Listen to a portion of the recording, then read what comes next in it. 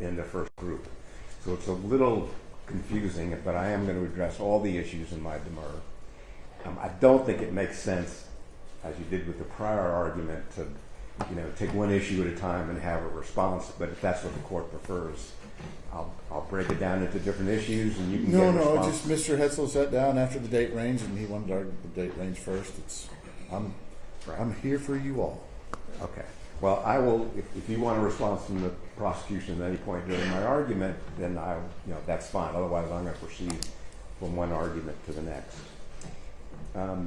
Some of my arguments or blend into both general demur and special demur, dealing with specific overt acts, specific aspects of the indictment, which we consider to be ripe for special demur. But I'm going to discuss all the demur issues in this initial presentation. I would point out that the prosecution, since we originally filed our demurs close to 2 years ago, has never filed a response to our demurs. They haven't filed a response when we initially filed the demurs. They didn't file a response in anticipation of the oral argument before Judge Adams. They didn't brief the issue after the oral argument with Judge Adams. They haven't filed a response in anticipation of this argument today. So the only thing I know about the prosecution's response is the oral argument they made when we argued this before Judge Adams. I don't know if their response is the same today, so I'm a little bit at a loss to anticipate what their arguments are. I can't preempt what their responses are, but I will reserve time to reply to what I may be hearing for the first time when they finally reveal what their explanation is for some of the defects in the indictment. And of course, I'll respond to any questions you have. We have broken down the demur issues into several categories, as I said. One deals with the problem. I'm only in the RICO count, by the way. We were originally indicted on several money laundering counts. Nalprost. They were nalprost because we filed a demur because they were so defective that I don't think even the prosecution contended they could go forward with those counts. They've been nalprost. They weren't re-indicted, so we're just dealing with a RICO conspiracy here.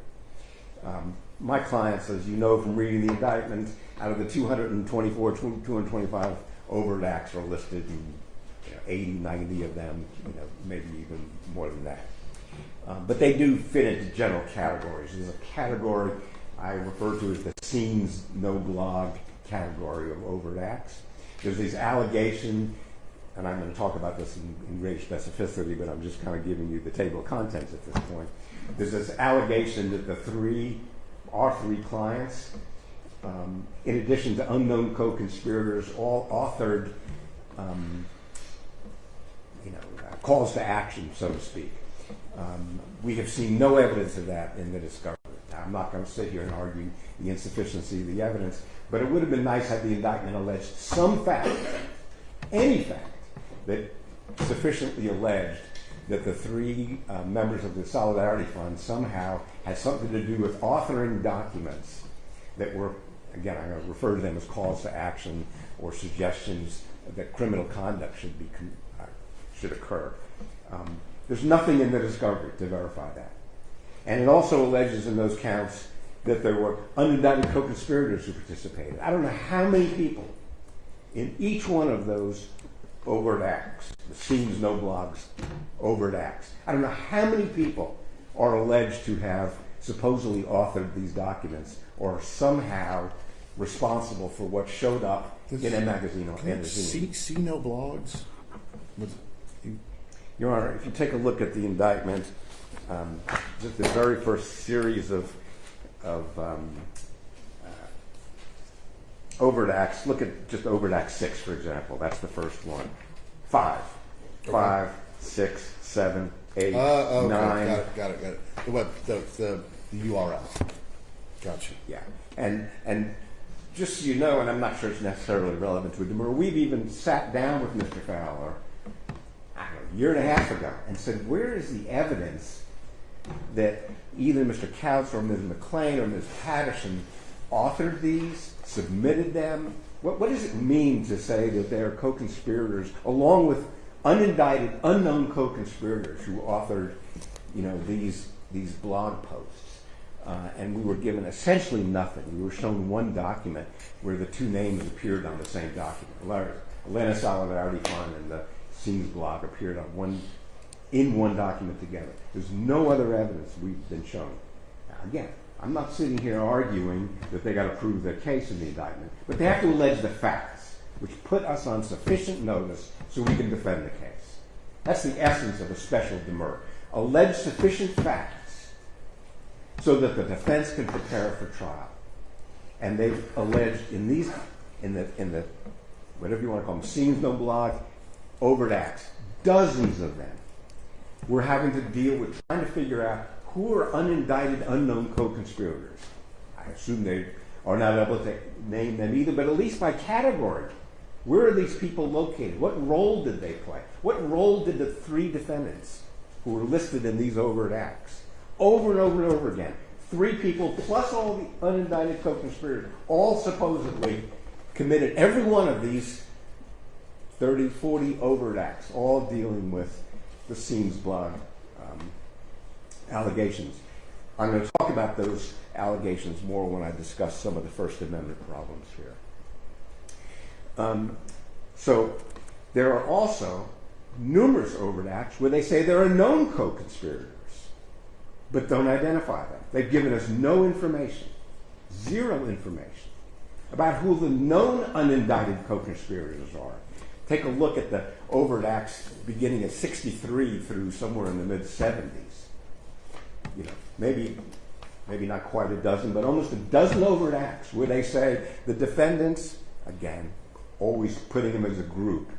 They rarely, sometimes, but rarely even try to distinguish between Mr. Cass, Ms. McLean, and Ms. Patterson.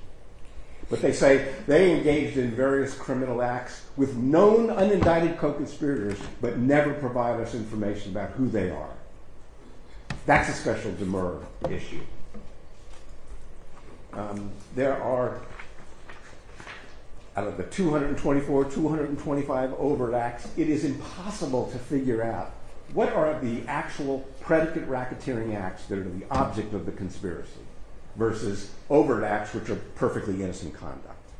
There's a clear distinction in the law between what is a racketeering act, a predicate act, has to be one of the codified crimes that satisfies the requirement in the RICO statute for to be a racketeering act, and an overt act which can be perfectly innocent conduct in any conspiracy. If you and I decide we're going to go rob a bank, the object of the conspiracy is bank robbery. It's easy to identify, bank robbery. You give the elements of the offense, an FDIC-insured bank, and et cetera, et cetera. An overt act might be that you and I had a phone call. That's not a crime that we had a phone call, or we drove to a store and purchased a gun legally. That would be an overt act, as opposed to the racketeering act, which is the actual bank robbery itself. The overt acts in this case don't differentiate between the two. And not a single overt act, not one, in this entire indictment, 224 overt acts, not one goes through the elements of any crime. So they really all are just overt acts, and there's never an identification of a predicate act in which they have alleged the essential elements of the offense. And we've cited to you the Heath case and the Sanders case. We put them in various places in our brief in which the court have said whenever there is a compound crime, and RICO is the essence of a compound crime, you have to set forth the elements of the underlying predicate offense. Not once in this indictment. The substantive crimes that I'm not involved in obviously go through the elements of the offense.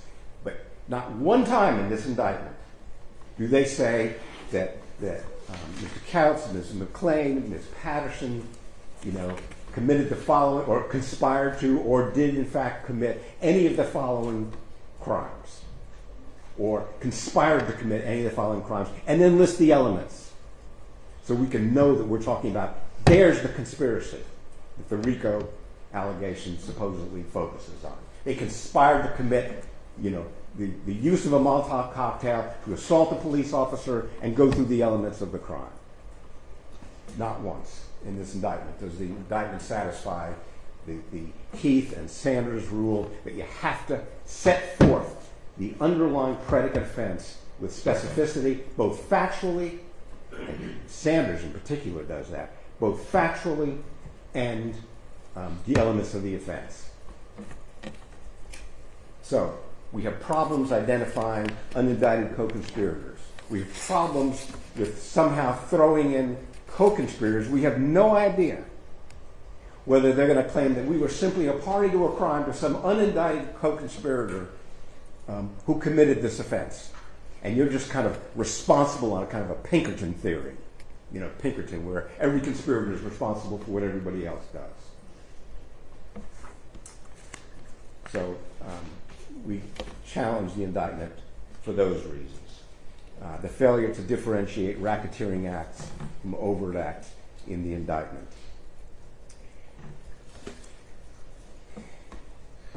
Because merely reimbursing someone for money is an overt act.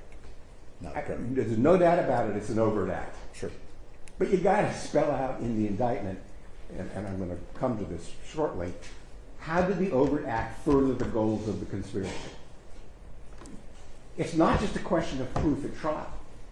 When I gave you the example of a bank robbery, when you and I went to the store to buy a gun, yes, that's an overt act. But did we go to the store to buy the gun in order to go rob the bank? That's what's got to be in the indictment. You got to show how the overt act materially advances the cause or somehow is related. All this says is we bought food. Is the word you're going for nexus? Yeah, of course. Well, it's the essence of RICO, is the nexus between the racketeering acts and the enterprise. The nexus between the racketeering acts and the overall scheme here, which is completely missing. But I'm not even there yet to talk about the relationship. The enterprise itself is shockingly ill-defined, if you will. I don't mean to get so overwrought here, but you know that the enterprise is defined at various places in the indictment, most notably around pages 23, 24, 25. This is all in the indictment. This is not, the introductory stuff. This is count one. They allege the enterprise beginning on page 24, actually, and 25. At various parts, the enterprise is defined as a movement. Can you imagine that? That an enterprise is a movement? The civil rights movement would be characterized as an enterprise according to the Attorney General's office in this case. At other times they describe it as a coalition. I don't even know what that means. I know the word coalition means, but a coalition they describe of environmentalists, plus anarchists, plus eco-terrorists. I know what Mr. Fowler's going to say, or Ms. Nixon's going to say, or representatives from the AG's office, they're going to say, well, an enterprise can be just association in fact, and that's true. It could be a police department. It could be a governor's office. It could be anything. But somehow it has to have some defined structure. That's the United States Supreme Court case. It's the leader of the Boyle case in my brief. That the enterprise can't just be the acts themselves. You can't define the enterprise, which is the essence of RICO, racketeer, influence, corrupt organization. That's the O in RICO. There has to be an enterprise which is separate and apart from the acts that are committed. If you're just going to allege a bunch of crimes, you don't have RICO. And you have all kinds of venue problems at that point. You can't prove that the acts occurred in Fulton County or DeKalb County. You even have statute of limitations problems. If they're all part of the enterprise, that's why you use RICO, is to try to get them all into one case. But the enterprise here is so ill-defined and so hard to grapple with. And I'll point out that my predecessor up here at the podium, his argument's fine. I think his argument's wonderful. I think another way to characterize his argument is if the enterprise throughout was to prevent Cop City or the training center, was to prevent building on the farm, How could they allege predicate acts that occurred before either of them existed? They couldn't have been predicate acts relating to the enterprise. That, to me, is the problem with the date ranges they've used, with the earlier overt acts. If the enterprise was designed, the whole purpose of the enterprise, the existence of the enterprise, was to stop the training center and to protect the forest. Those were the essence of what put these people into one group. And yet it occurred before any of those things happened. Then the enterprise has lost all structure. You know, Ms. Dixon says, well, we'll just prove it at trial. But they're not going to prove what they allege, because what they alleged as the enterprise had nothing to do with Rayshard Brooks. That's the May and the shooting in May in Minneapolis, George Floyd. Rayshard Brooks was here. Rayshard Brooks was here, and George Floyd was in Minnesota. Floyd. But that's the date range they're picking on. They're saying those events is when the enterprise began, and yet they go throughout the rest of the cases. The enterprise is the forest, either the training center or the environmental problem. I just add that because of what the argument was before. To me, the date range is inconsistent with the enterprise that they've defined. That's the problem. And I raise it in our brief as a problem with the definition of an enterprise.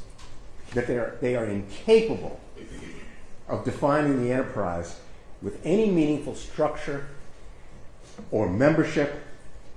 Lord knows how many unindicted co-conspirators they're going to end up talking about at trial without ever identifying them, or how many known co-conspirators they're going to identify at trial, maybe for the first time, since they haven't identified them yet. I mean, there may be thousands of people who they're going to say are members of this enterprise. They may say, because they suggest it, any anarchist in the country is a member of this enterprise. California, New York, Boston, they mention all of that. It's all in their indictment, in their introductory sections about we're going to commit crimes in New York and Boston and California, and we're going to go after this enterprise is larger than the Vietnam protest, as far as I can tell. As far as I'm concerned, if I was protesting the Vietnam War back in the 60s, I'd be part of the enterprise, because some of the people committed crimes during those protests. What are you going to do with the NAACP? There were crimes committed. There was trespassing that was committed. There was civil disobedience that was committed. And there were even some violent acts committed. And some of those people belonged to the NAACP. You're going to say that's an enterprise? And it was all part of one RICO case because some members of the enterprise or some members of the group engaged in criminal conduct. The United States Supreme Court says you can't do that. The NAACP versus Claiborne Hardware, which we've cited in our brief. You can join a group. You can be a member of an organization or a movement or a coalition and not be guilty of a crime, even if other members of the movement or coalition do commit crimes. And that's what they've done here. They've taken all these people and thrown them in an enterprise and said, here's your RICO. They're all racketeers. So that's, the argument that we make in our brief, in our demur, challenging the definition of an enterprise. It is too amorphous.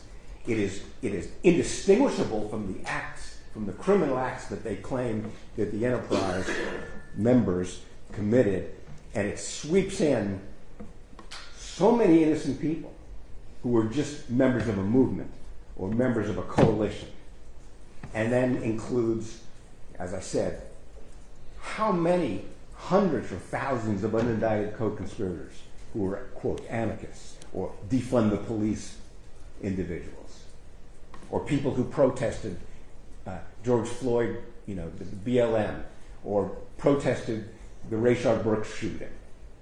Now we know they're all part of it because they alleged it, that's when the enterprise began. The hundreds or thousands of people who protested, police brutality in this country. So that's our enterprise allegations. I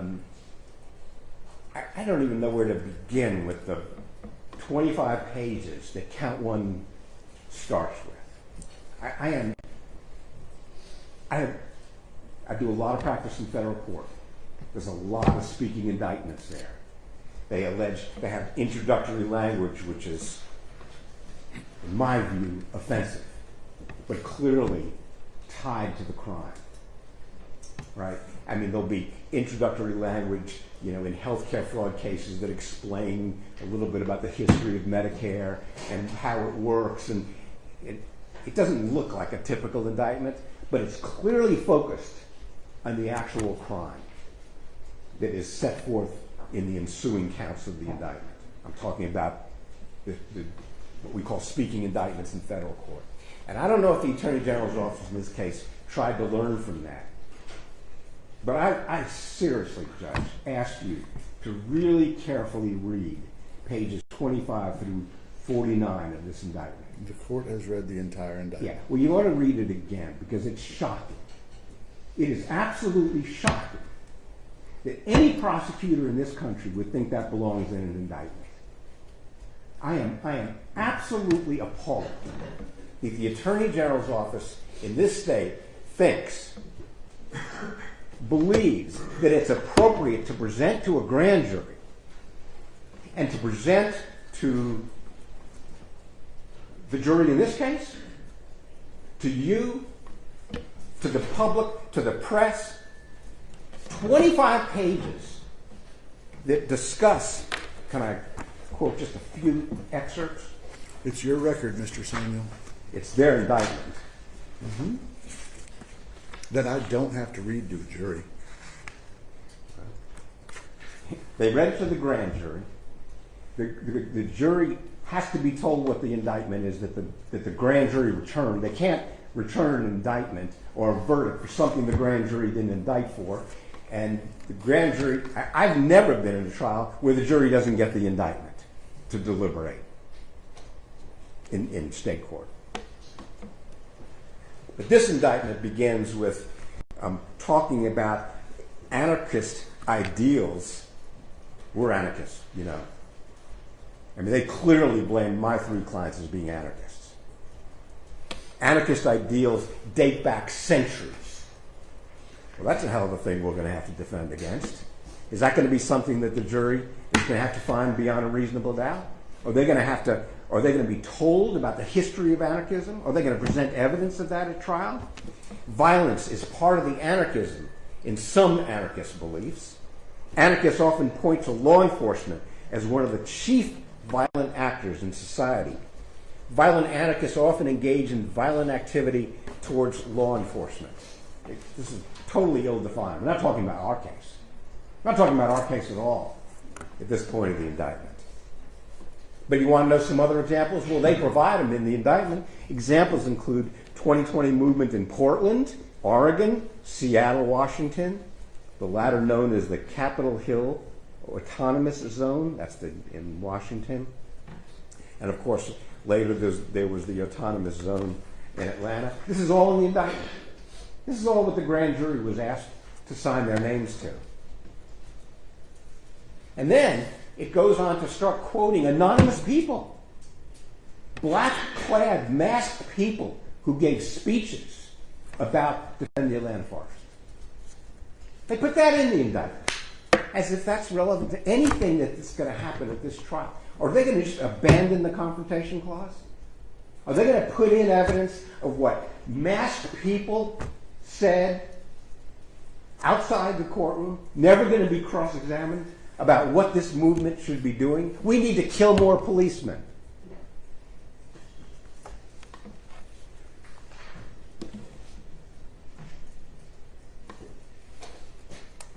A known defend the Atlanta forest was recorded complaining that there were not enough violent members in protests against the training center.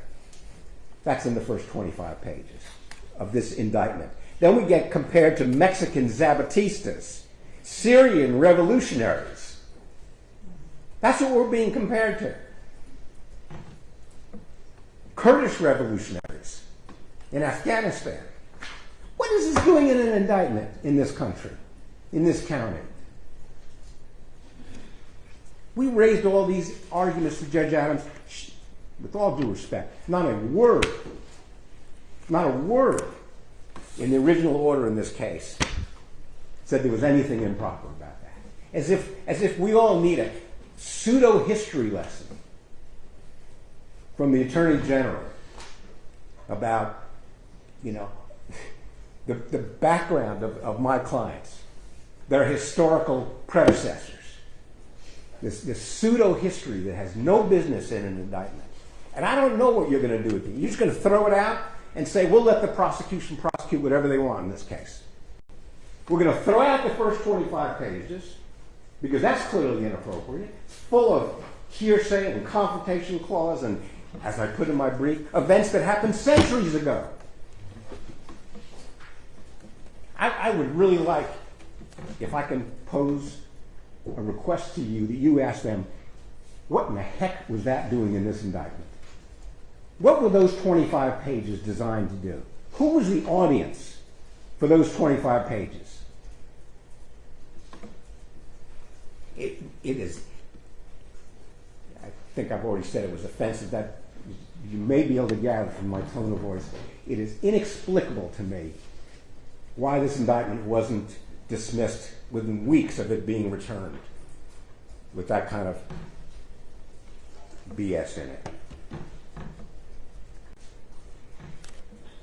We have devoted a substantial part of our demur to the First Amendment issues in this case. And they are, the indictment is just saturated with assaults on the First Amendment. It is throughout the indictment, from beginning to end, there are allegations of conduct which is clearly protected by the First Amendment as if it's a crime. From the definition of the enterprise, you're an anarchist.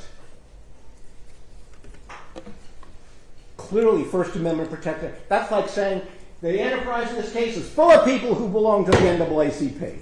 Can you imagine something like that in an indictment? They say that the enterprise in this case was comprised of people who are anarchists, who are involved in protecting the environment, people who are engaged in direct action. I did that. Did you do that? I do it on weekends now, and I go out and do the No Kings marches. Is that an enterprise? Promoting anarchist ideas? Next thing you know, they're going to say it's a crime to promote democratic ideals or Republican ideals. As if that makes you part of an enterprise and violates everybody's First Amendment rights. I'm a little more constrained than you are by the Judicial Code of Ethics, Mr. Samuel. I'm not out on weekends. Say that again? I said I'm a little more constrained than you are by the Judicial Canons of Ethics. I don't go out on weekends. Yeah. Well, I know I've seen members of my colleagues in the defense out there, and they wonder, I guess we're next. Right? We're out there protesting, probably trespassing, not within the bounds of where the parade is supposed to be.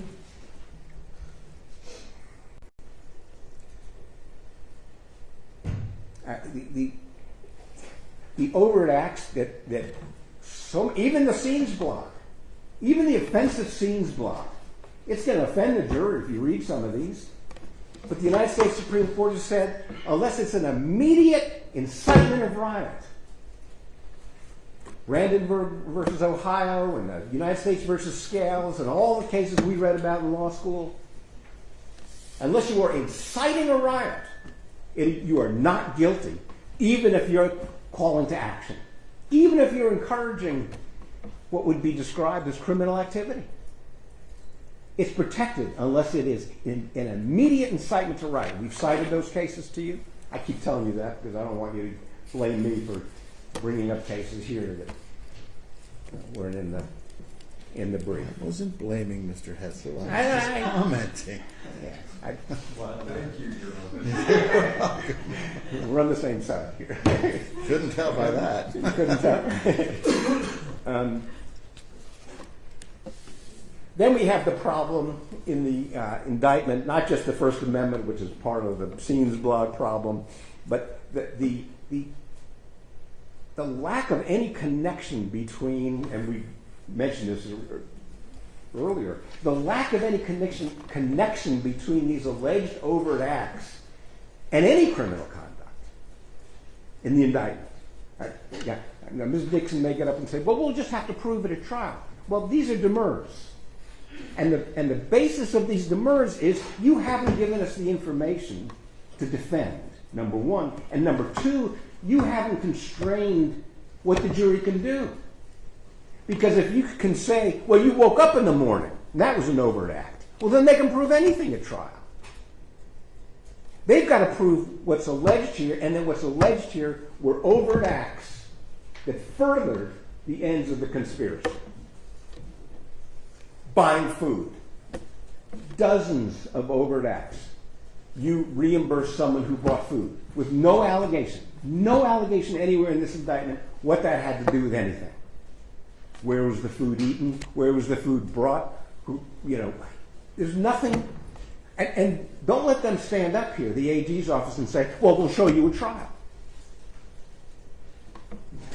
They're supposed to show it in the indictment. That's what an indictment does. It's the blueprint for trial.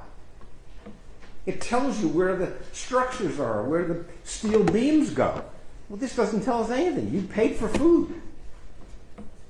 You paid for Deep May, which was, maybe you remember seeing some of that in the indictment. It went, what the heck is Deep May? It was a computer training class for teenagers and young adults. There were professors who came from a university, came down here and taught people how to do troubleshooting on a computer. What is that doing in this indictment? And don't let them tell you, because it's not in the indictment. Don't let them stand up here and tell you, oh, I'll tell you what's bad about that. It's XYZ. It's in the indictment if it's going to be XYZ. That's why we have indictments. That's why we have all the rules of discovery. But even that's not enough. If it's not in the indictment, then how's the jury going to know whether they're convicting them of something with which they are charged? The relationship between the racketeering acts and the enterprise is exactly what Kimbrough's all about. I think you mentioned Kimbrough when I stood up here. And that's kind of the essence of the demur problem. But that's just one problem. That just deals with the relationship between the crimes and the enterprise. And Kimbrough is clearly the lead case on that point. The First Amendment, there's just no shortage of cases, including, again, in a brief, the recent Ninth Circuit case that even found the federal statute defining riot act unconstitutional because it didn't clearly and directly focus the incitement and the crime. It wasn't a close enough link. And all these Scenes blog allegations in the indictment are defective for that reason.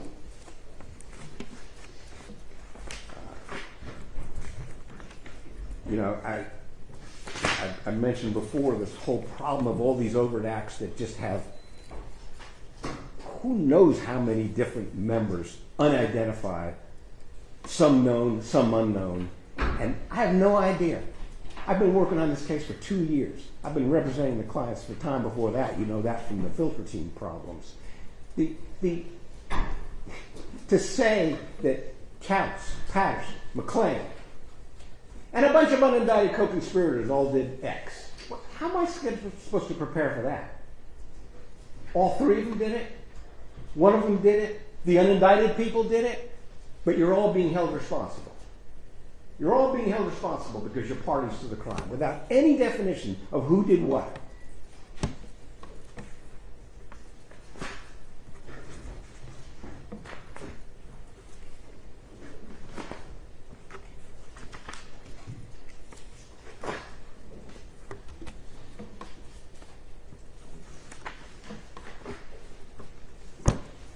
Your Honor, the indictment in this case is,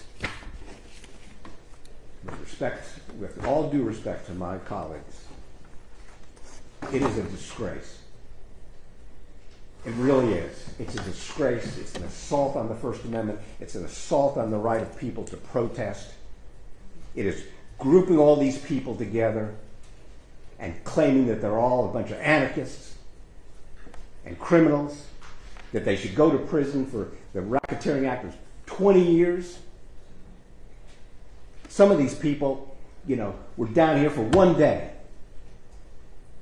They went out, they protested, and they're now being labeled racketeers. My clients never are alleged to have gone out to the forest. Not once. They are firm believers in the First Amendment. They exercise their rights under the First Amendment. They have a right to do that. You should be protecting it. The AG's office should be protecting it. And if necessary, we will be asking the jury to protect it. But you should put a stop to this, with all due respect, Your Honor. You should say, you want to indict someone for throwing a Molotov cocktail, indict him for throwing a Molotov cocktail, and don't indict 61 people. You want to indict someone for threatening a construction company, indict him for that, if you got venue. And I ask you to grant the general demur, grant the special demur, and tell the Attorney General this is not how we conduct criminal business in this state.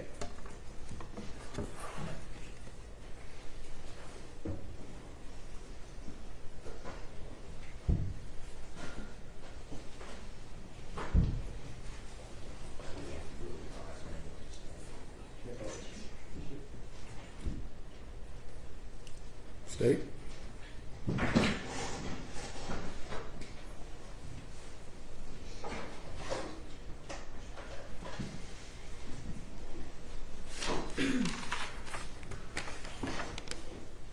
Judge, I think I'm gonna start, do my best to answer what was alleged and argued, and yet still stick somewhat to an organized presentation of the argument to you. To do that, I'm going to start with just a key point. Excuse me. First, one of the things that is important is there was an argument about the introduction as if it was separate from count one. I would just like to point out for the record that the introduction to this, which talks about, defines, and articulates facts pertaining to the enterprise, is actually contained in count one. It is part of count one. So that introduction in the body of the indictment is part of count one. That's just a housekeeping thing. However, there's a couple of... I think that was part of his complaint. Okay. I think he agrees with you. Agreed. Mr. Samuel? Yeah, exactly. That's the problem. If it wasn't part of count one, who would care? Well, and Judge, so I'll get to that. And there's a separate motion, and I think Mr. Fowler will address, there's a motion specifically about the political rhetoric in the There complaint. are many motions regarding the agreed. political rhetoric. And Mr. Fowler will be predominantly addressing that. I'll hit on it a little bit. But there's a lot of issues to cover. I'm going to try to hit them all. And Your Honor, the indictment in this case charges the necessary elements of conspiracy to commit RICO. And I want to just, and I know this after in response, it seems kind of anticlimactic to get up and just talk to you about the elements, but that is what we're here to establish, is whether or not the state actually alleged sufficiently the elements of the offense. And I won't go through all of exactly what is said because the court has read and studied the indictment. But count one does specifically set out that the individuals charged acted together, individually and as parties to a crime, or as persons concerned with commission of the crime. That is in there. They acted together with unindicted co-conspirators, together and with unindicted co-conspirators. It alleges the date range. It alleges that they did so while associated with an enterprise. They unlawfully conspired and endeavored. And it alleges the enterprise as well as the pattern of racketeering. And then, Judge, and I just need there's a lot in this indictment which the state is very well of, but Part 1 defines the enterprise, and that's where they started a lot of complaints about the enterprise. And in Part 1, it gives the overarching intent of the enterprise. It gives how the racketeering activities are connected. It's a bad political science paper. I never thought a political science degree would help me. It clearly is the first time since graduating, other than from law school.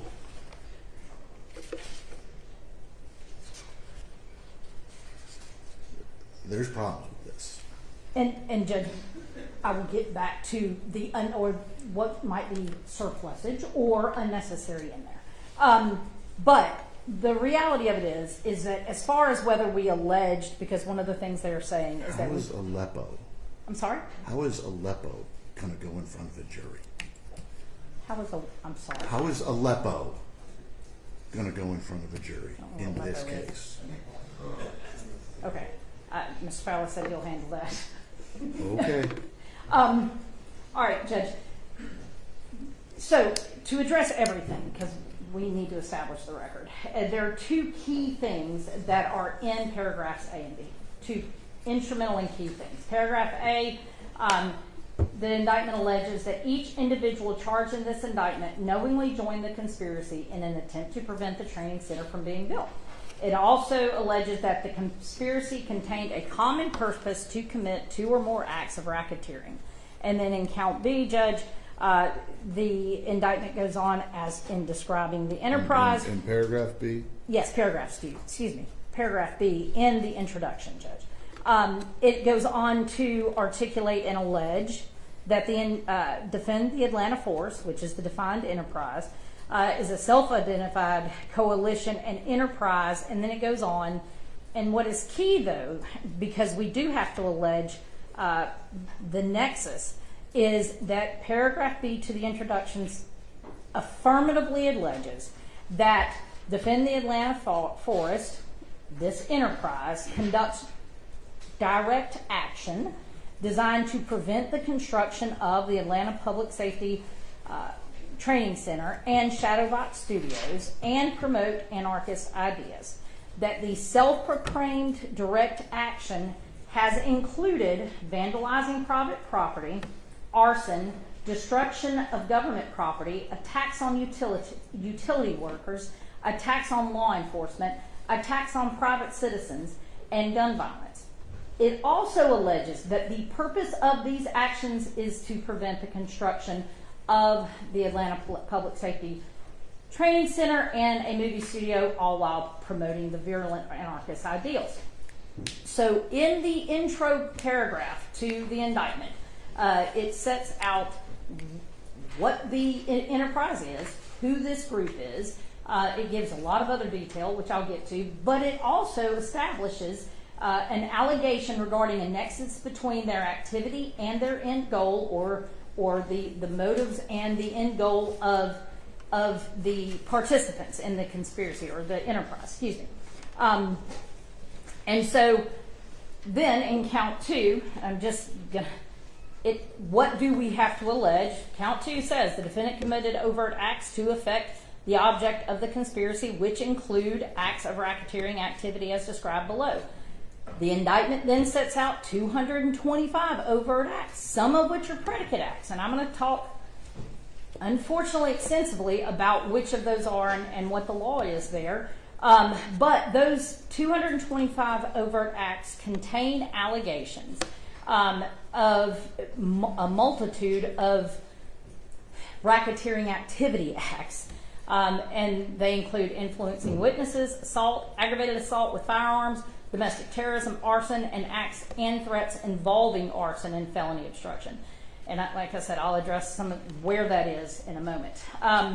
But as the court knows, and as the defendants have argued in a lot of their motions, the test for general demurrer is, can a defendant admit all of the facts in the count, in each and every count, the entirety of the indictment, and still remain innocent?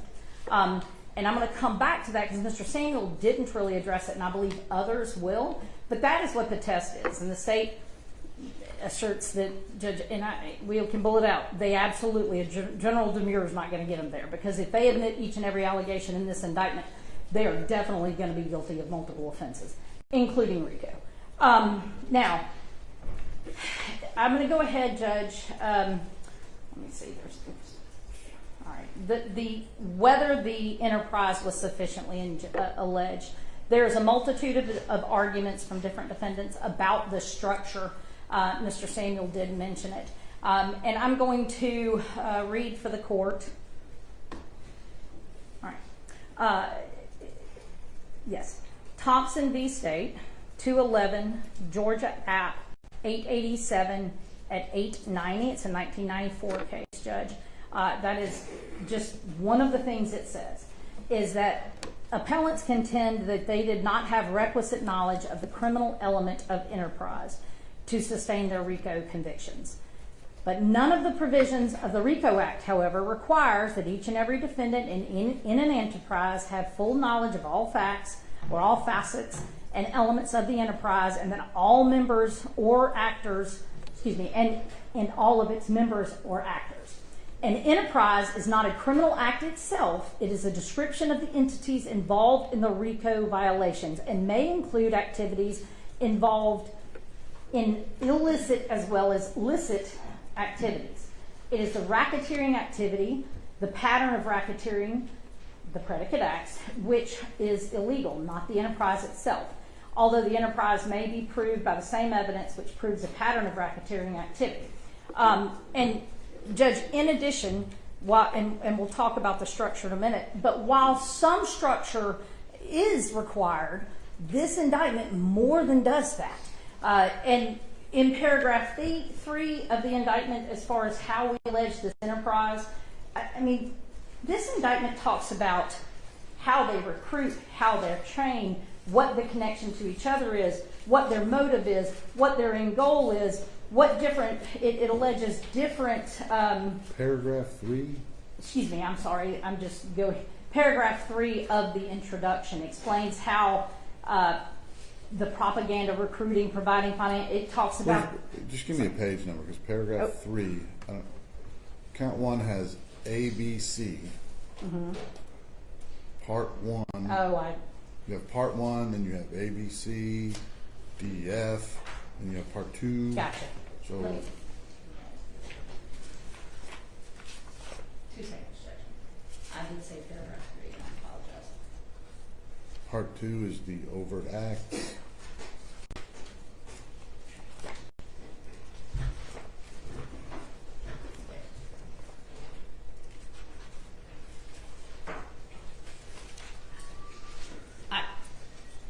I think, what page is that? I think it's the bottom of page 28, Judge. And let me just generally characterize it, if I can. In the introduction, which the court has studied, the indictment sets out the propaganda, the recruiting. It sets out how finances are provided, who is provided, or what entities are providing, or how they shift money and pay money and what they're paying it for. It sets out how the enterprise provides support, emotional, personal, preparation for arrest. It alleges that it provides premeditation, or the enterprise premeditates committing crimes, and that all of those things are part of this enterprise. On page 33, paragraph, anyway, it specifically talks about, in the introduction, how this enterprise is designed and does promote and agree to promote conduct. On page 27, a local Yes. anarchist supporting the Stop Cop City movement Yes. recently wrote,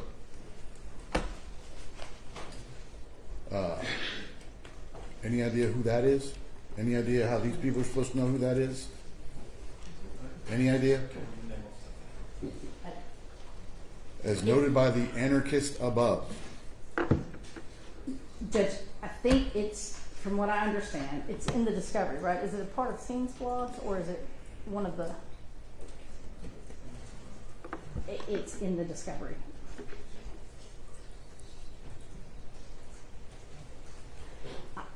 the indictment. Yes.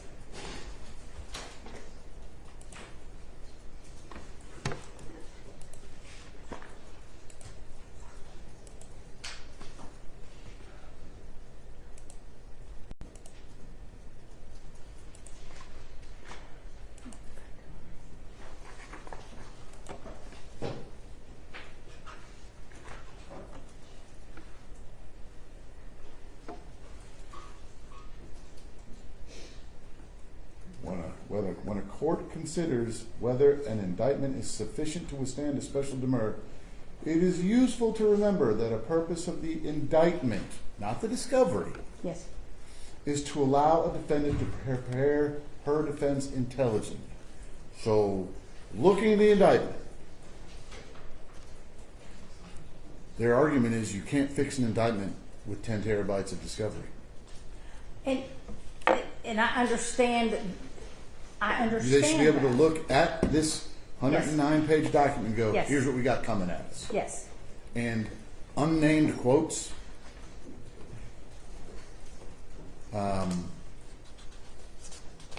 that's problematic. And as It's in the discovery's not a good answer, is what I'm telling you. So, and Judge, let me just go ahead and skip to this issue. So the indictment contains things, and I think in the last trial, in Isla King's trial, when we had it. We have not had an Isla King trial. Okay. In the previous We court. have not had a trial in this case. Right. Previously, when we prepared for trial in front of a different judge, we, with the defense, the state and the defense got together and they agreed that certain items would be redacted, and that, or certain statements, certain portions of it would be redacted. And that is, again, what the state's position is. That's because that defendant announced ready for trial by filing speedy. These folks have not announced ready. And the state's position, and again, Mr. Fowler is going to, do you want him to go ahead and do it instead of coming back around to it, because he is prepared to I'm here for the articulate duration. Y'all do whatever order you want to. do you want to go ahead and address the rhetoric issue?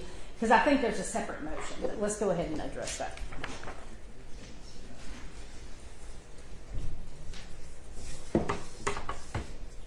Thank you, Judge, and I apologize for kind of the what we call it, whack-a-mole way of standing up and sitting down. I think that's how the game works, but the way that the motions were filed. So I'll go ahead and get right to it. And that is that one of the things... I just want to keep up. What motion are we on now? I believe it's number 17 on your list. 17? Yes. No. Well, it's the same motion, and this is the issue that we had. It's the same motion that they just argued, but it overlaps with 17 is what I'm telling counsel. And this was our difficulty in getting prepared for this, is that there are separate motions that are filed by certain defendants that also contain the same argument in the first motion that Mr. Samuel just argued. So that's when I say 17. It's a separate motion that was filed by Mr. Carroll that is on the list, that is also included in the argument that Mr. Samuel makes. So when I tell him 17, that's why. Yes, Mr. Schwartz? No, we're happy to cooperate here. Let's see how it goes. Look, there's no question that there's a ton of overlap. And I understand that's why the previous judge may have done things the way she did. That's the way she's used to working, and that's fine for her. And I made you guys parse it out separately. That doesn't stop the fact that there is overlap between y'all's motions. So, all the housekeeping in the world isn't going to stop us from being a little bit sloppy and piecemeal. Go ahead. Thank you, Judge. So let me start with this, which is that one of the things that was raised was the complaint that the Scenes blog did not adequately allege in the indictment that they are able to attack that. Now let me give the court a little bit of background, because the court kind of made a little face when they started talking about the Scenes blog or scenes.blogs.com, whatever it is. And counsel is right that the Scenes blog is outrageous, because what it does as part of this conspiracy is get online, post online, hey, we just burned this stuff to the ground, we're going to do it again, and if you don't stop the training center, stop building the training center, we're going to keep building your stuff No, down. and correct me if I'm wrong, Mr. Samuel, I think his argument was there's nothing in the indictment tying his folks to it. We got the metadata from their whatever. We got something. It's just these folks, along with people we don't know or unindicted co-conspirators that are unknown, along with people we don't know. So Did publish. basically, keyboard warriors. Did publish. Yeah, not just keyboard warriors. I mean, keyboard warriors get up and argue a purpose. This went further than that. This went further than that. This went much further than that.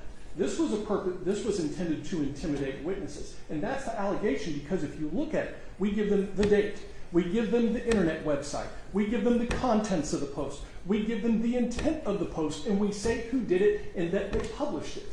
That is a lot of information. That is a lot of information to be part of an allegation. We didn't just say that they believed this. We didn't just say that they did this. We give them date. We give them date. We give them contents. We give them purpose and intent. We give them motive, and we allege who did it.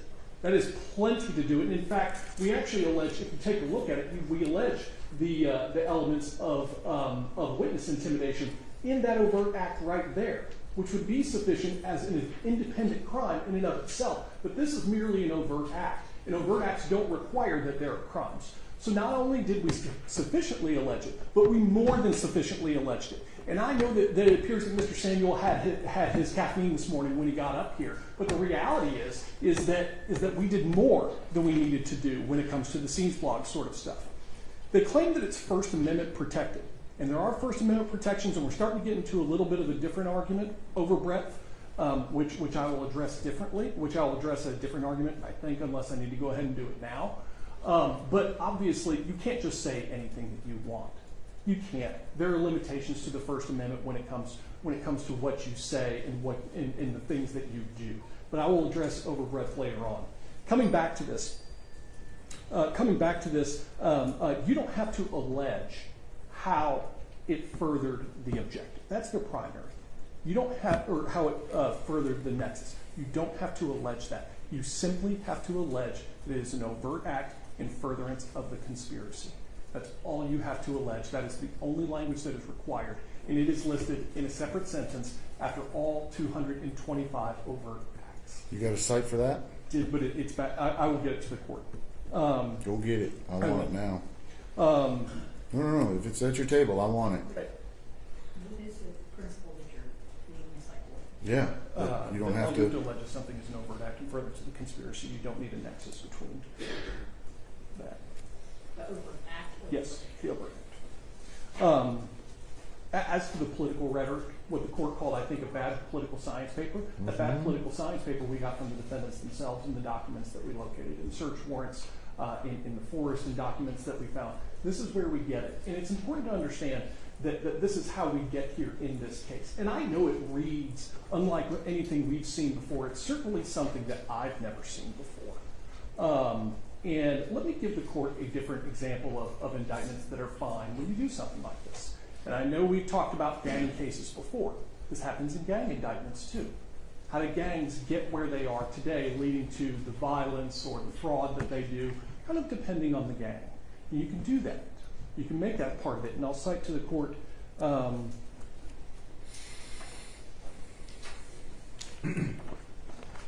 believe it's, and this is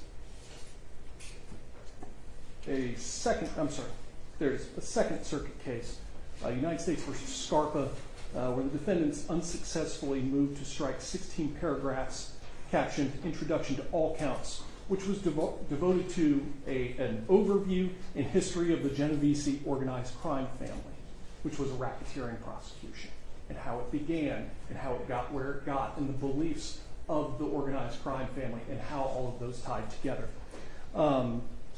In addition to that, and even if the court doesn't think that that language should be in the indictment, what's interesting is that counsel filed a demur, but I'd point the court to a... Can you give me a cite on that one? I'm sorry, if I It's did a not Second Circuit apologize. case. Yes, it's 913 F. 2nd 993, page 1013. I would also, I would also give the courts United States versus Bellomo, Bellomo, 263 F sup 2nd 561, and so you don't have to scroll forever. It's pages 584 through 585.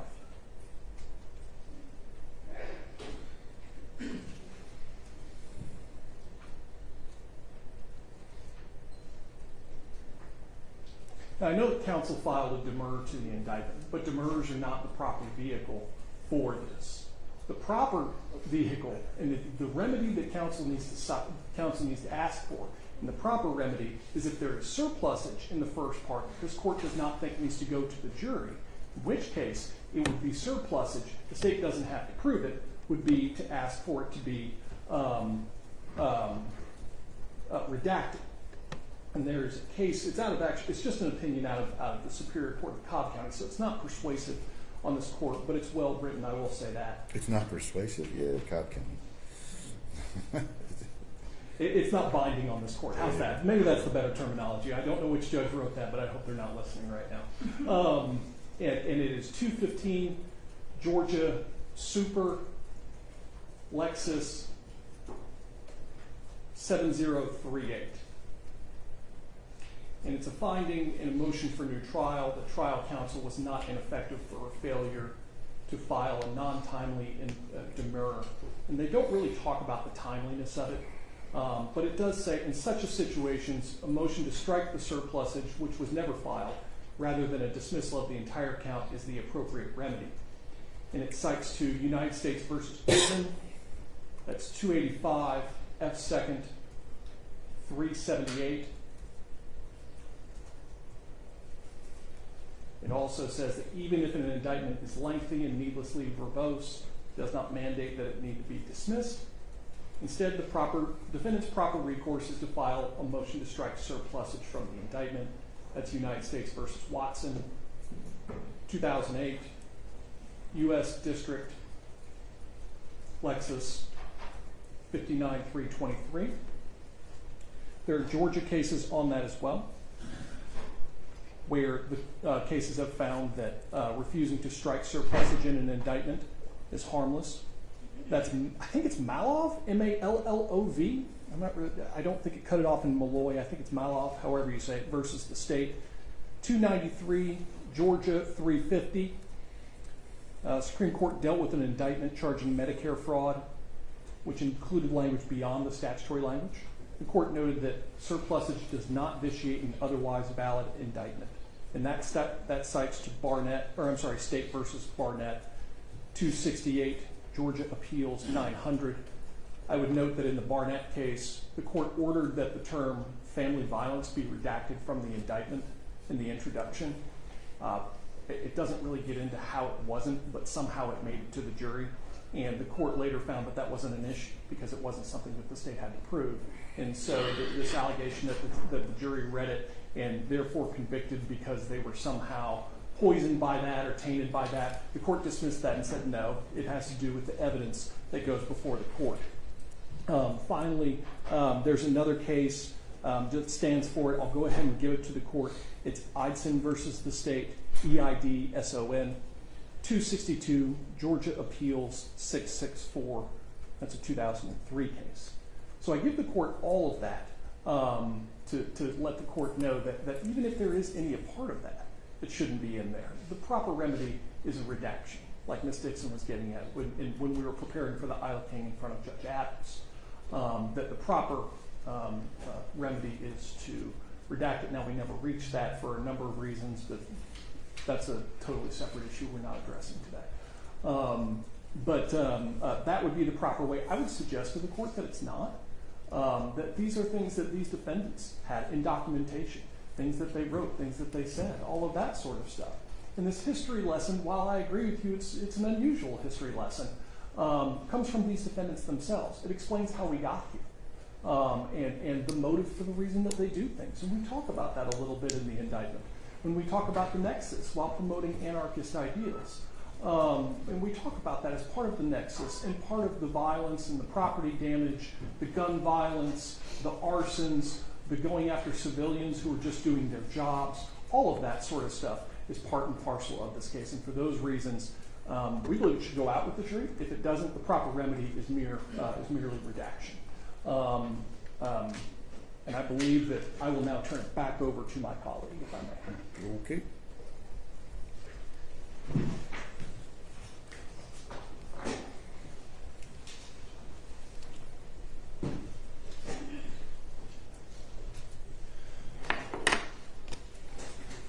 So that's the state's response regarding the alleged rhetoric in the introductory paragraph, Judge. The other things that the state has argued, or the defense has argued, particularly Mr. Samuels, is that the indictment is violative of the First Amendment, and in the speech and the assembly and the right to associate. And again, we'll have other motions, so I don't want to hammer the point. It was a passing reference or in multiple of these.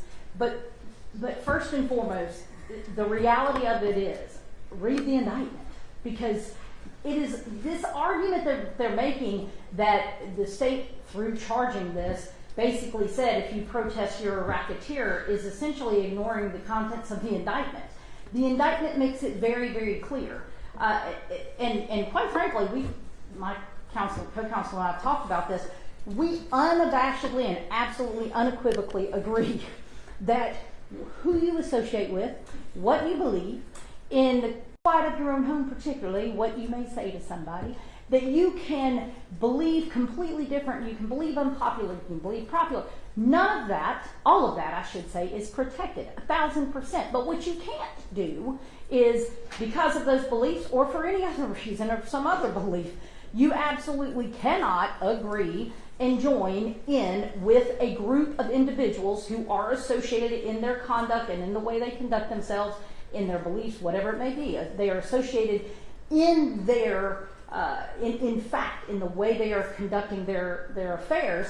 You cannot agree and become a part of this enterprise, therefore, and agree that you're going to, or your co-conspirators, or somebody else in the enterprise is going to go out and commit certain crimes or acts or threats involving certain crimes. And we'll get to that in a minute. So the reality of it is, people can get up and wave their arms and yell and scream about the First Amendment and become insulted and indignant. But this indictment in no way is talking about this. The indictment is charging people not with their beliefs. Their beliefs are their motive. They're evidence of their motive. What they say is evidence of their intent and their motive. Absolutely. The state will say, yes, that's true. That's established law in this state and elsewhere. That speech can be used as evidence of intent and motive. But the reality of it is that while you can associate with who you want, you can protest. You can peaceably assemble, you can protest, you can do all of those things. What you can't do, shoot a police officer, hold a gun on a guy's head who simply showed up. He's just a metal scrapper, and it's in the indictment. I'm not proffering. It is in the indictment. You can't hold a gun to a guy's head because he acted upon you and hold a gun to his head with a deadly weapon, by the way. So, Agastol, you can't shoot fireworks at EMT and firefighters. You can't burn down or try to burn down buildings. You can't burn up the police cars of the Atlanta Police Department. You can't destroy construction equipment. You can't threaten and terrorize people. You can't do those things. And if you do those things, and you then also agree with others and take the steps and commit the other elements of conspiracy to commit RICO, yes, you have committed a RICO. And it's that basic. This is not about what they believe. This is about what they did. And what they did, not to the police, just to the police, not just to firefighters, not just to EMTs, not just to law-abiding citizens who work and have built companies and had contracts to have something to do with this, or in some way to build or construct or to clean or whatever, the police public safety training center. It's a mouthful. It is not, in the end, it is about the criminal actions that they took, that they agreed to took, that they knowingly understood that this group and this enterprise was going to take. It is about that, and that is what the indictment charges. Now, does the indictment charge a pattern of racketeering activity? And I need my glasses. Excuse me, Judge, apologize. And bear with me, Judge, if you will, please. This particular issue within this case is a little bit convoluted and complex, as seems like everything to do with RICO charges.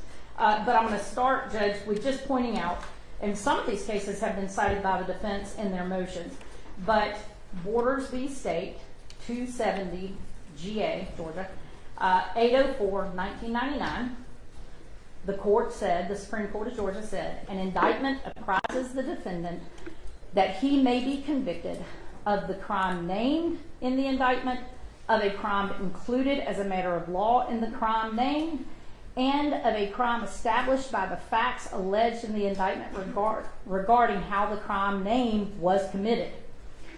And an indictment is void if it fails to establish or charge a necessary element. Second premise, Judge, is while a defendant may desire greater detail, and this is in specifically English v. State v. English, 276 Georgia 343 at 346. Specifically, I know that they want more detail. They want everything and anything that we're going to argue, allege, our thought processes, how we plan on and strategizing for this trial. Yes, they want that. But in English, the Supreme Court of Georgia said it is not required that the defendant get every detail of the crime.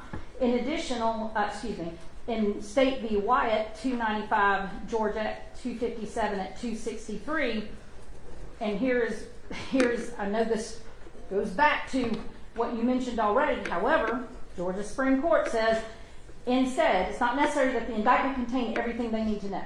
It's not. Instead, additional details the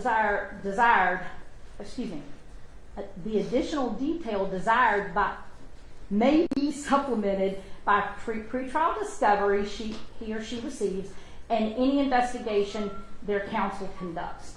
And so it is interpreted and it is anticipated for the obvious reason. I don't need to keep reiterating that. It's blatant. We don't have to allege every single fact that they may want to know in the indictment. Let me stop you right Yes. there, Ms. Dixon. Yes. Two things. Yes. One, I'm going to cite from Kimbrough, which cites from English. Yes. To be clear, we do not mean to suggest that a RICO indictment must contain pages and pages of extensive detail about the connection between the enterprise and the pattern of racketeering activity. We hold only that the sparse allegations of this indictment, which says nothing at all about the nature of the connection, are insufficient to enable the defendants to prepare for trial. And in that regard, let's talk about, hey, can you conspire with people that hold guns to scrappers' heads, etc.? No, but if you're Mr. Liberto, for instance, not picking on your guy, he is named in one overt act under 143. That on or about January 18th, 2023, he did attempt to occupy the DeKalb forest with camouflage, camping gear, and living supplies. I don't know if you've been out on Martin Luther King Jr. Drive, but there's folks out there wearing camouflage with camping gear and living supplies. So any homeless person in that park should be part of this RICO? No, Judge, not unless there is... Not unless there's a nexus to the RICO. Where is it? In the allegations, Judge? This was done to prevent the construction of the Atlanta Public Safety Training Center. That's what you're going to point to. Yes. And the introduction that talks about the direct actions as well as the common purpose. And I'll go back, Judge. You're going to ask me for a cite, but let me say it and then I'll go find my cite with the court's permission. The bottom line is that one of the things we will have to prove is not that each defendant agreed ahead of time or then later committed predicate acts themselves. So what we will have to prove at trial is that the defendants knowingly joined a conspiracy that they knew had a common purpose of committing predicate acts for the goal of the enterprise in this situation. I'll just apply it to this case. And so an overt act is alleged against Mr. Liberto. That's all we have to allege in the indictment. And again, I'm not saying that the indictment couldn't be better. It could, of course, any indictment. But is it sufficient to put him on notice? Yes. The indictment tells him, or tells them all, that what the DTAF, the Defendant Atlanta Forest Enterprise is, where it got its beginning, some of the things that surrounded it, how it's structured, it does allege that, how it is financed, all of that. And then it says, these defendants, each individually and as a group, as parties to the commission of the crime, conspired to commit RICO, and the law will be that we have to establish, and then it alleges the predicate acts. So while I understand that he's charged in one paragraph, that's his overt act. And we allege that it's in furtherance of the conspiracy and that it's in furtherance of the purpose of the enterprise, more important.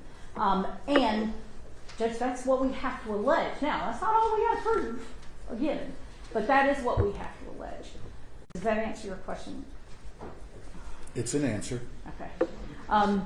And so, as far as going back to the issue of whether there's sufficient do you have other questions about the stuff I've talked about before I move on? The issue of whether there's predicate acts, and we've argued this before, Judge, but let me hit a few more points. One is Mr. Samuel didn't argue it, but I'll go ahead and point it out, that it is not simply just within count one that the court must look. The court must look to the entirety of the indictment along with the statute, that State v. Bear 303. The Kimbrough case that got overturned seemed to say otherwise. Well, because that was, the Court of Appeals was like, well, if you look at the whole indictment, you get the main picture. And the Supreme Court said, no, that's not how it works. So, Judge, for example, Sanders, which is a 2022 case, which is cited by the defense, 313 Georgia 191 200. When an indictment charges a compound felony, and maybe that's the issue. This is a conspiracy. Maybe that's the issue. I would need to look back at Kimbrough. I apologize.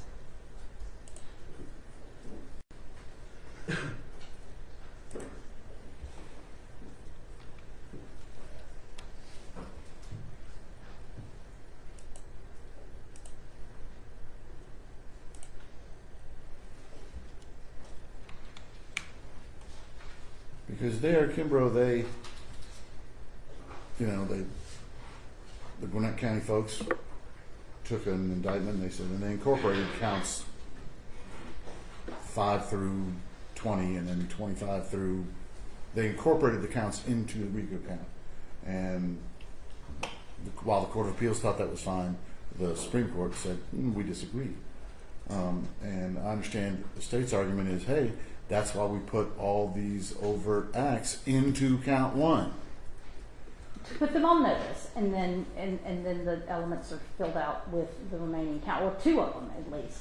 And that's not my only argument, Judge, but Sanders, was Kimber a conspiracy case? I don't know. Sanders a murder case. Okay. Well, so if it's a direct murder, Judge, then the distinction, then I can answer you what the distinction is. The distinction is that when an indictment charges a compound felony, that is different, or a compound crime. And are you should I just hush and let you read Sanders real quick? No, I'm listening. Okay.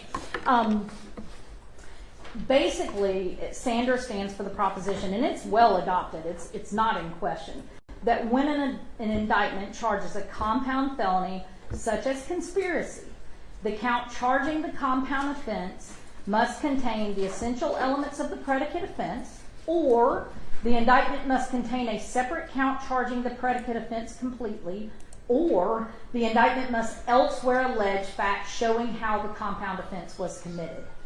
And a challenge that a count in the indictment must be vacated because it did not allege the essential elements of the underlying offense is a challenge to the form. Anyway, so in this, we have to prove that the defendant conspired with one or more people to conduct or participate in the defendant Atlanta Forest through a pattern of racketeering activity, and that one or more of the co-conspirators committed overt acts in furtherance, which goes back to somewhat of what you mentioned before, Judge, and technically, we don't have to prove that each defendant or allege actually did the overt acts. One of the co-conspirators must do an overt act. So it's to Mr. Liberto, and I'm sorry to jump around, but as to your point about Mr. Liberto earlier, we've alleged a conspiracy, so every single one of those 225 overt acts are attributable to him because once we prove, of course, but in allegation, because he is alleged co-conspirator and he is responsible for the overt acts of his co-conspirators. That's it. Again, we do not have to allege that an individual defendant committed racketeering acts, but rather that the defendant committed overt acts in furtherance of the conspiracy, and those acts don't even have to be crimes. So, we do not have to allege or prove that the defendant agreed to that he himself will commit predicate acts. And I'm going to cite, it's 2025, Jordan versus State, 375, and Judge, I have some of these cases if you want copies, but 375, Georgia App 552, 2025 case. That is citing the Cotman case. And Jordan says a person may be found guilty of RICO conspiracy if they knowingly and willfully join a conspiracy which itself contains a common plan or purpose to commit two or more predicate acts. They don't actually have to intend to commit the acts themselves. Now, as to whether we alleged predicate acts, one of the most important aspects of the RICO statute that I think has been missed, and not just by these defendants, but a lot, is that the plain reading of racketeering activity under 1314.3 and its many subdivisions leads to the conclusion that has been adopted by the Supreme Court of Georgia. 1614.3. Excuse me. I'm probably going to do some things like that. I apologize, Judge. 1614.3. That not every act of racketeering activity actually has to be a full and self-contained crime. And so as the court knows, but I'm going to go through it for the record, that we have to allege a pattern of racketeering activity. And under 1614.3, subsection 4, we have to allege either at least two acts of racketeering activity in furtherance of one or more incidents with the proper relationship, and I'll just abbreviate it that way. Or we have to allege that they engaged in one or more acts of domestic terrorism, and then racketeering activity. So it's one of two ways: either it's at least two acts of racketeering activity, or at least one count or at least one accusation of domestic terrorism. So when you come to it, how's racketeering activity? And this is where it gets interesting, Judge. Yes, everybody knows about 1614.3.5a. Everybody is aware of it. It says that racketeering activity includes to commit, attempt to commit, to solicit, coerce, intimidate another person. And then it goes on to say, gives, I think it's 43 categorical or categories of criminal offenses. So, for example, assault, and then it'd be any of those assaults under that article and chapter. But that's one way. B is the second way. So 1614.3.5b says that racketeering activity shall also mean any act or threat involving ... So murder, robbery, things of that nature, arson, and felony obstruction of justice is arson and obstruction of justice, which is punishable by imprisonment for more than 1 year. So with the plain reading of that, that means that if we allege in our indictment domestic terrorism one or more time, 2, adequately, 2, predicate acts under 5A, which would involve the criminal offenses, or 3, acts involving arson or felony arson or felony obstruction of justice, that if within the entirety of our indictment we have done that, then we survive demurrer. And I'm going to give you the case that specifically says that 5B includes not only, or adds to the list of criminal offenses by saying acts or threat involving. And that is in 2005, it's Dorsey v. State, 279 GA 534 at 540 through 541.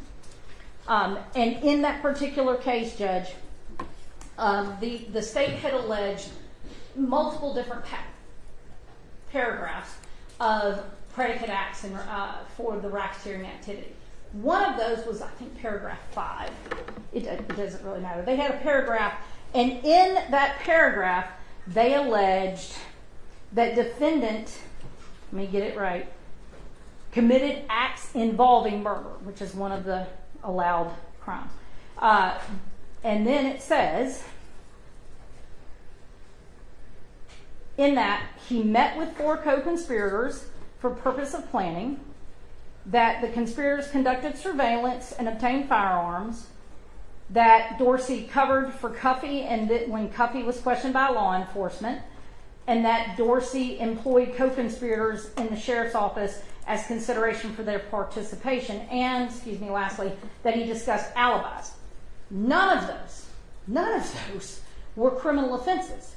And so what the court in Dorsey said was that, and specifically, that Dorsey argued that those were not sufficient because they didn't establish all of the elements of a criminal offense, and the court rejected that and pointed out that 1614,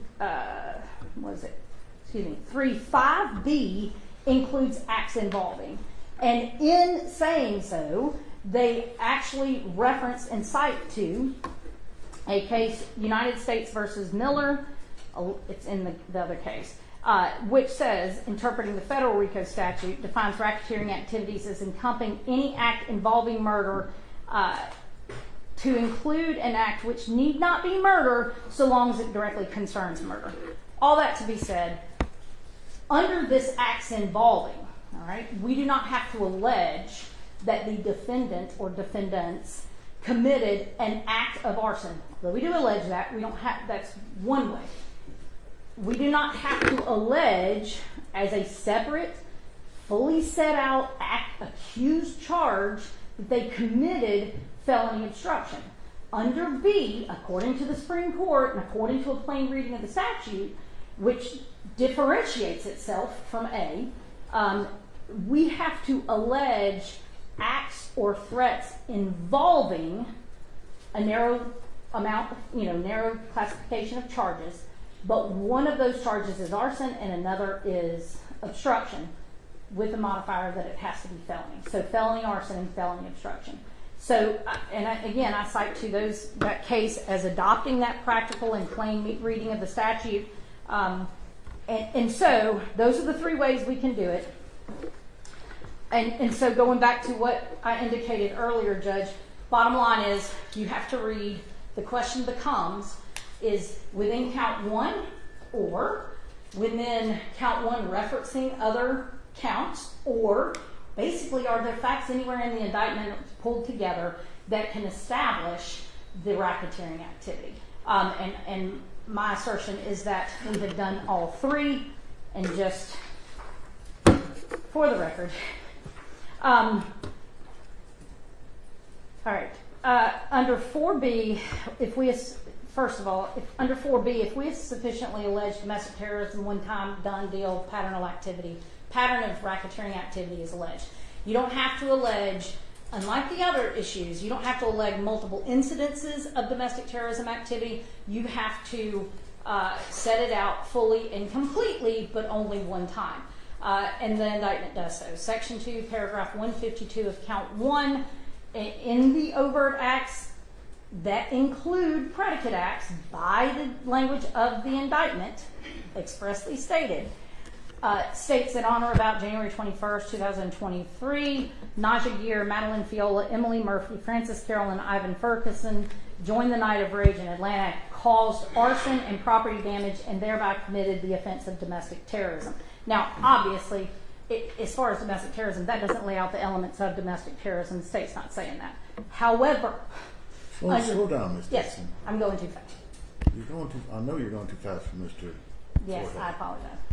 So you're going to 162, Yes. Oh, 152. 150.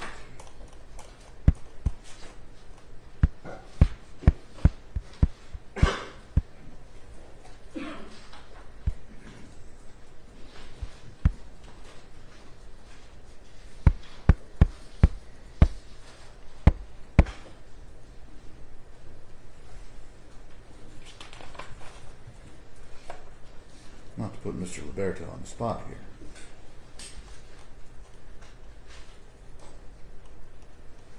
But is it going to make a difference that that post dates his one day in the park? Very specific. I'm sorry, Judge. I apologize. I can't. Okay, Mr. Liberto is alleged to have camped on January 18th of 2023. Right. This predicate act of which you speak in paragraph 152 occurred on January Oh, I have 21st it wrong. after Mr. Liberto went camping in DeKalb County. Right. It's an ongoing, continuous litany of activity. And so I see what you're... So how does that tie him in? You got to show how that ties him in, because if somebody goes camping and then 3 weeks later somebody burns something down,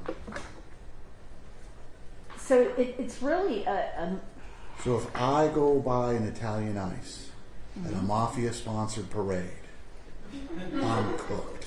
no. No, Okay. absolutely not. If there is evidence, however, that beyond what overt act, again, we don't even have to allege an overt act, but we I do, paid $1 for that Italian Ice. then that might have been a crime, because that sounds really cheap, Judge. I mean, what they say about, if it's too good to It be was a true. mafia-sponsored event. Okay, but if it's too good to be true, anyway. Sorry. So bottom line is, Judge, no, obviously, because there's no evidence of other, well, if that's all you did, okay? How's he on notice? That's his point. Because How am I on notice that camping furthered this conspiracy? Because he's alleged to have. He's alleged, and it's explained. And now given, there is not a specific for each of these 62 argument or about how the state knows what it knows about Mr. Liberto, for example. But it accuses and alleges, which is what we're here for. And it says, Mr. Liberto, we are telling you to be on notice that you are accused of conspiring to do these things and to commit this RICO Act. And then, of course, how RICO is defined, that comes from the statute, it comes from case law. But maybe this answers your question, I'm not sure. The bottom line is, Judge, he doesn't have to have agreed specifically to certain criminal acts. He has to have agreed that predicate offenses or acts, not offenses, not just offenses, predicate acts will be committed, and these words get so overlapping, but that predicate acts will be committed in pursuit of the purpose of the enterprise. At least 2 will be committed. He has to do so knowingly.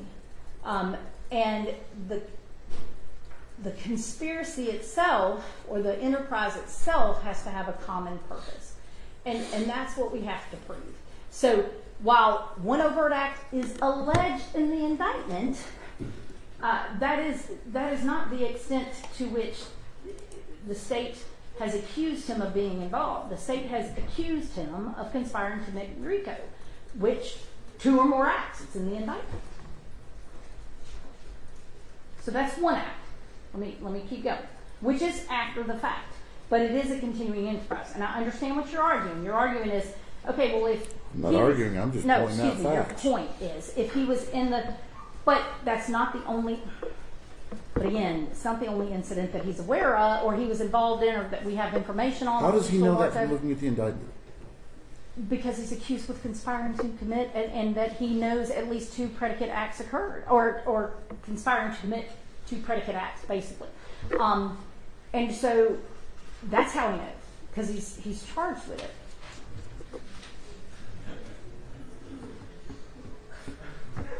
Go on. And again, Judge, he doesn't. Hey. You laugh, you leave. It's real simple. It's real simple. Sheriff, next person that makes a noise, gone. You want to giggle out in the hall? Fine. We're not doing that in here. A little decorum, folks. And people can giggle and people can laugh and Not in my room.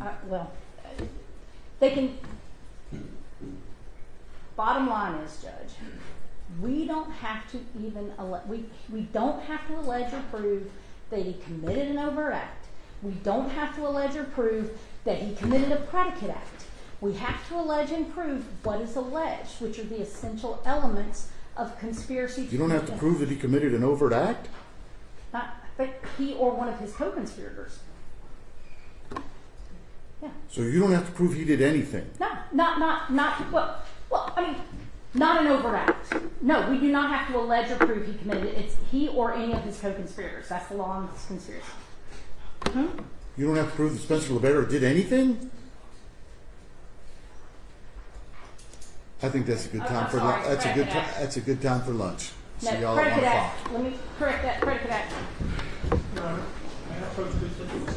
Sure. Thanks. After she talks to me. Sure. Well,